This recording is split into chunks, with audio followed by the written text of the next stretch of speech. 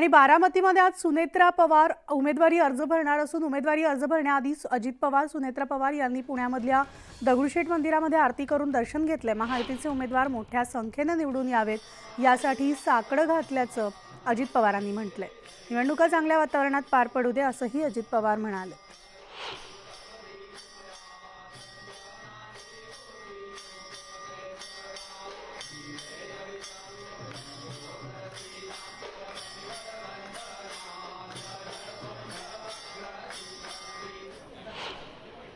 आम्ही ठरवलेलं आहे की जास्तीत जास्त महायुतीच्या उमेदवारांचे अर्ज भरण्याकरता सीएम आणि दोन्ही डीसीएमनी जायचं।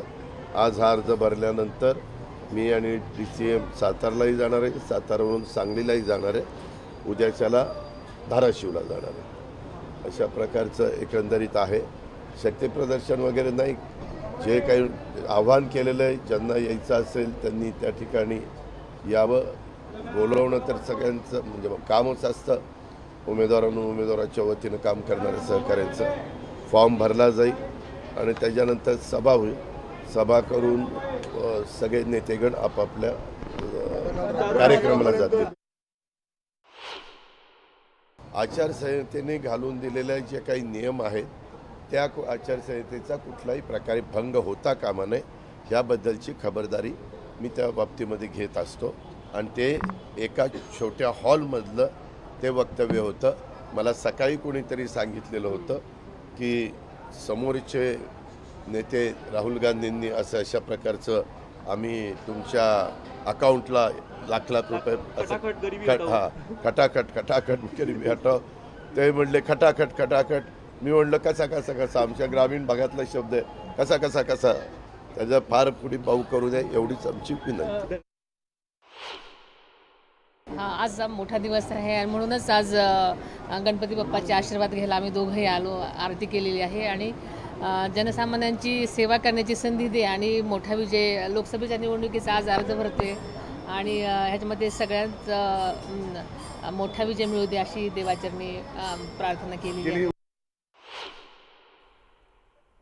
तर आपण पाहिलं बारामतीमध्ये आज सुनेत्रा पवार आपला उमेदवारी अर्ज भरणार आहे। तत्पूर्वी उमेदवारी अर्ज भरण्याआधी अजित पवार आणि सुनेत्रा पवार यांनी पुण्यातील दगडूशेठ मंदिरामध्ये जाऊन गणपती बाप्पाचं दर्शन घेतलेलं आहे। महायुतीचे उमेदवार मोठ्या संख्येने निवडून यावेत यासाठी बाप्पाकडे साकडं घातल्याचं अजित पवार यांनी म्हटले। तर निवडणुका चांगल्या वातावरणात पार पडू देत असंही अजित पवार म्हणाले। शिवाय महायुतीच्या जवळपास सगळ्याच उमेदवारांच्या प्रचारासाठी आम्हाला तिथे जायचं असल्याचं सुद्धा त्यांनी सांगितलेलं आहे। विविध ठिकाणी जाऊन प्रचारात सहभागी व्हायचे। त्याचबरोबर सगळे महायुतीचे उमेदवार जे आहेत ते भरघोस मतांनी निवडून येतील असा विश्वास सुद्धा अजित पवार यांनी व्यक्त केलेला आहे। तर जोरदार शक्ती प्रदर्शन आपल्याला प्रत्येक पक्षाकडनं पाहायला मिळते। देशासह राज्यात निवडणुकीची रणधुमाळी सुरू आहे। तर शुक्रवारी पहिल्या टप्प्यातील मतदान प्रक्रिया पार पडणार आहे, म्हणजेच उद्या पहिल्या टप्प्यातील मतदान होणार आहे आणि दुसरीकडे लोकसभा निवडणुकीच्या तिसऱ्या टप्प्यातील अर्ज भरण्यासाठी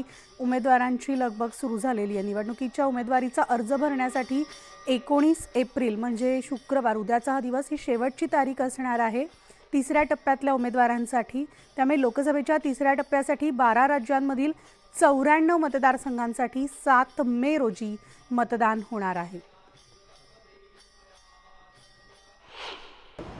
सगळीकडे बारामती मतदारसंघामध्ये मी फिरत असताना उत्साह आणि प्रचंड मोठ्या प्रमाणात प्रतिसाद मिळतोय।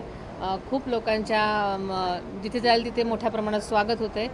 त्यामुळे नक्कीच विजय आपला होईल ह्यात शंकाच नाही।